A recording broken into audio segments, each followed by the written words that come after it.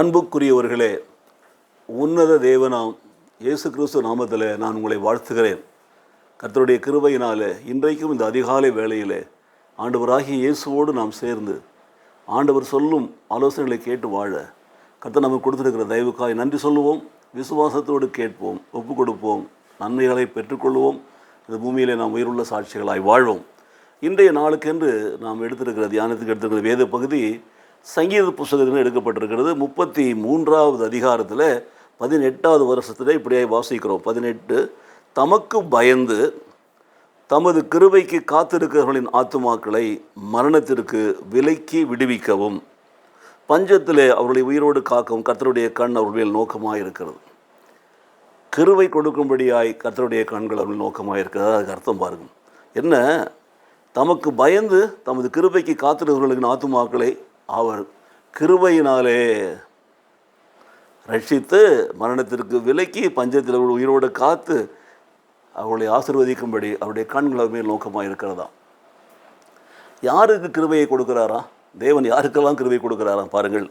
32ஆம் அதிகாரத்தில் சங்கீதத்தில் வாசிக்கிறோம். 10வது வசனத்தில்,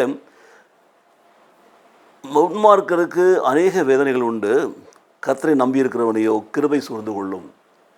கர்த்தரை நம்பி இருக்கிறவனையோ கிருபை சூழ்ந்து கொள்ளும். பார்த்தீங்களா? யாருக்கு கிருபை கொடுக்கிறார்? கர்த்தரை நம்புகிறவனுக்கு. யாருக்கு கிருபை கொடுக்கிறார்? கர்த்தருக்கு பயந்து கர்த்தருக்கு காத்திருக்கிறவர்களுக்கு கிருபையை கொடுக்கிறார். பார்த்தீங்களா?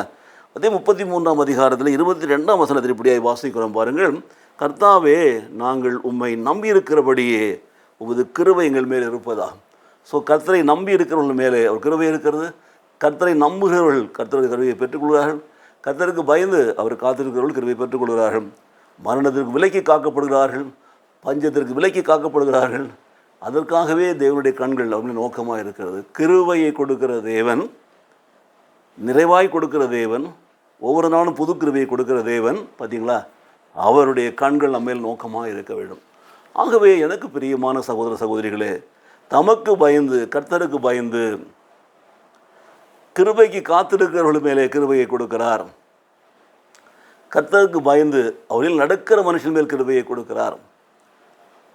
அதோடு மாத்திரமில்லாமல் கர்த்தருக்கு முன்பாக தங்களை தாழ்த்துறவர்களுக்கு கிருபை கொடுக்கிறார். அடுத்து நாங்கள் பார்க்க போகிறோம் பாருங்க. 1 பேதுரு 5ஆம் அதிகாரத்தில் 5ஆம் வசனம் இப்படியே வாசிக்கிறோம். அந்தபடி இளைஞரை மூப்பருக்கு கீழ்ப்படியுங்கள், நீங்கள் எல்லோரும் ஒருவருக்கு ஒரு கீழ்ப்படிந்து மனத்தாழ்மை அணிந்து கொள்ளுங்கள். தாழ்மை பெருமை உள்ளவனுக்கு தேவன் எதிர்த்து நிற்கிறார், தாழ்மை உள்ளவர்களுக்கோ கிருபை அளிக்கிறார். அடுத்ததாக தாழ்மை உள்ளவர்களுக்கோ கிருபை அளிக்கிறார். பாருங்கள், தேவன் கிருபையை கொடுக்கிறார், தமக்கு காத்திருக்கிறவர்களுக்கு கொடுக்கிறார், தமக்கு பயந்து இருக்கிறவர்களுக்கு கொடுக்கிறார், தம்மை நம்பி இருக்கிறவர்களுக்கு கொடுக்கிறார். அவர் நம்பி இருக்கிறவர் கத்தை நம்பி இருக்கிறவர்களுக்கு கிருபை சூழ்ந்து கொள்ளும். அவர் நம்பிக்கையின்படியே அவர் கொடுக்கிறார், கிருபையினாலே அவரை ரட்சிக்கிறார். அதோடு மாத்திரம் இல்லாமல் கர்த்தருக்கு முன்பாக தாழ்மைப்படுகிற பொழுது கர்த்தர் கிருபையை கொடுக்கிறார். கர்த்தருக்கு முன்பாக தாழ்மையுடன் கீழ்ப்பணிந்து நடக்கிற பொழுது கிருபையை கொடுக்கிறார். கிருபை இல்லாமல் நம்ம ஒன்றுமே செய்ய முடியாது. ஒவ்வொரு நாளும் கர்த்தர் புது கிருபைகளை கொடுக்கிறார். பாருங்க, புதிய கிருபைகளை கொடுக்கிறார். அதிகாலை வேளையில் என்னை கண்டடைவான். காலை தோறும் என்னுடைய கிருபை உங்களுக்கு புதிதாக இருக்கிறது. கர்த்தர் கிருபையினாலே நம்மை ரட்சித்து கொண்டவர், கிருபையினாலே நம்ம ஆயுஷ்நாளை பெருக பண்ணுகிறவர். ஒவ்வொரு நாளும் கிருபையாக கிருபையாக நம்மை நடத்துகிறார். கிருபை மேலே கிருபையை கொடுக்கிறார். அந்த கிருபை உள்ள தேவனை நோக்கி பார்த்து, தேவனே, இன்றைக்கும் உம்மை கிருபையினாலே எங்களை நிரப்பி எங்களை தாங்கி நடத்தும். உம்முடைய கிருபையினாலே எங்கள் காரியங்களை வாக்கிய பண்ணும். உம்முடைய கிருபையினாலே எங்களை மேன்மைப்படுத்தும். உம் கிருபையினாலே எங்களை எல்லா தீமைகளுக்கும் விலக்கி பாதுகாத்துடணும் என்று சொல்லி நாம் ஜெபித்து நாளை தொடங்குகிற பொழுது கர்த்தர் நம்மை காக்கிறவராக இருக்கிறார். கர்த்தர் தம்முடைய கிருபையை அபரிதமாக கொடுத்து நம்மை ஆசீர்வதிக்க வல்லவராக இருக்கிறார். கண்களை மூடி ஜெபிக்கலாமா?